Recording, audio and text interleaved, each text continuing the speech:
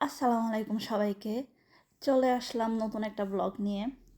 আজকের ব্লগটা পুরাই আমরা এই ছোটো বেবিটারে নিয়ে আলিয়া আমাদের রাজকন্যার সাথে ইফতার কেমনে রেডি করলাম।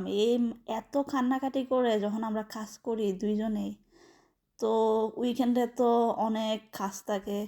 তার বাবা গিয়া গ্রোসারি শপিং করে নিয়ে আসলো, এগুলা গুছাইতে হয়, তারপরে কাপড় ধোয়া, তারপর বাসা ক্লিন করা, অনেক কাজ।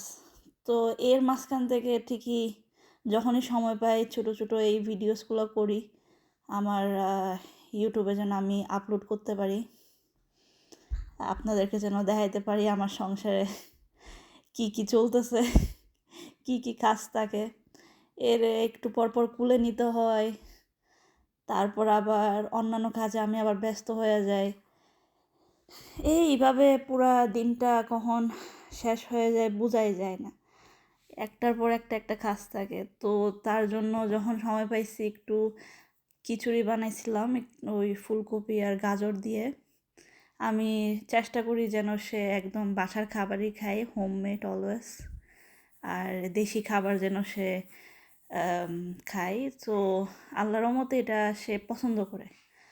তারপরে গরু মাংস রান্না করলাম ইফতারে, পরে যেন ভাত খাইতে পারি গরুর মাংস দিয়া। এরপরে ওই খেজুর আনছিল আলিয়ার বাবা তার্কিশ দোকান থেকে, অনেক মজা মাশাল্লাহ, একদম জাম্বু সাইজের। তারপর এই এই যে আমার ফলদানিটা দেখেন কত সুন্দর, এটা আমি অনলাইন অর্ডার করে নিয়ে আসলাম। তারপরে আমি একবার বলছিলাম যে আমার ম্যাঙ্গো জুস পছন্দ, তখন তো শুধু ম্যাঙ্গো জুসই আনে আমার জন্য। তারপরে এই দুধ একটার পর একটা টিক করে রাখলাম। তারপর এই চকলেটটা, এটা নিয়ে আমি কি বলবো, এটা এত মজা, খাইলেই এটা পুরো মুখে মেল্ট হয়ে যায়।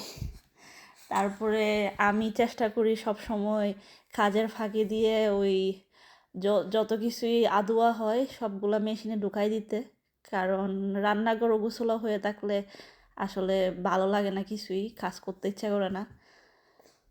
তো ডিশ ওয়াশারের মধ্যে এগুলো দিয়ে দিলাম। এই যে তারপরে আমাদের বুট মুড়ি খাওয়ার ইচ্ছা ছিল, তো এগুলাও প্রিপেয়ার করে ফেললাম, খালা ছোনা। এরপরে আলিয়ার বাবা আসে বলল যে তোমার কিছু হেল্প করে দিই, একটু পরেই তো ইফতার। সে আমারে যখনই পারে তখনই হেল্প করে রান্না করে আইসে। তো এখন সে ওই শরবতের জন্য তরমুজ কাটতেছে। তরমুজের শরবতটা খুবই পছন্দ আমাদের, খুবই রিফ্রেশিং সারাদিন রোজা রেখে। দেন এই ভাজা পোড়ার কাজগুলো করে ফেললাম, বেগুনি পেঁয়াজু সবই নিজের হাতেই বানাইলাম। এখানে তো কোনো দেশের মতো ওই বের হইলে ইফতারের জিনিসপত্র পাওয়া যায় ওরকম কিছু না, তো সব নিজেরই করতে হয়। ছোটো বাচ্চা থাকুক, শরীর খারাপ থাকুক, যেটাই হোক নিজে নিজে করতে হয়। এই যে আমাকে সে দিয়া দিল সব একসাথে প্লেটে খুব সুন্দর করে। আমরা যখনই ইফতার করতে বসি বা খাইতে বসি তখনই আমরা এই যে আমাদের মেয়েকে এইভাবে পাশে বসায় রাখি তার সিটের মধ্যে। তো তাকে সব কিছু একটু একটু টেস্ট করতে দিই। তার বয়স তো এখন 15 মাস। তো দুইটা দাঁতও আছে, তো ওই দুই দাঁত দিয়ে সে সব কিছু মাশাল্লাহ একটু টেস্ট করে দেখে। ইফতার শেষে নামাজ দোয়া পড়ে তারপরে ওই আমার পার্সেলটা চলে আসছিল। অনলাইনে অর্ডার দিছিলাম এই দেশি কিছু জিনিসপত্র। এইগুলো ছাড়া তো আসলে ইফতার প্রিপেয়ার করা একদমই হয় না। তো এশিয়ান শপ আশেপাশে নাই, যাওয়ার জন্য ওই সময়টাও নাই, আর এত ভারী ভারী জিনিস এগুলো কেমনে আনবো গাড়ি ছাড়া। তো খুবই ভালো, এই শপের নাম হচ্ছে দুখান, ওয়ার্ল্ড ওয়াইড এরা ডেলিভারি করে। আম, আপনারা চাইলে আমি লিংক দিয়ে দিব ডিসক্রিপশন বক্সে। এই মুড়ি, তারপরে চাল, চটপটির ওই সাদা বুট, তারপরে কালা চনা, জিরা, এই বিভিন্ন ধরনের জিনিস এগুলো আনছিলাম। রুয়াবজা ছিল সাথে, আম, সরিষার তেল।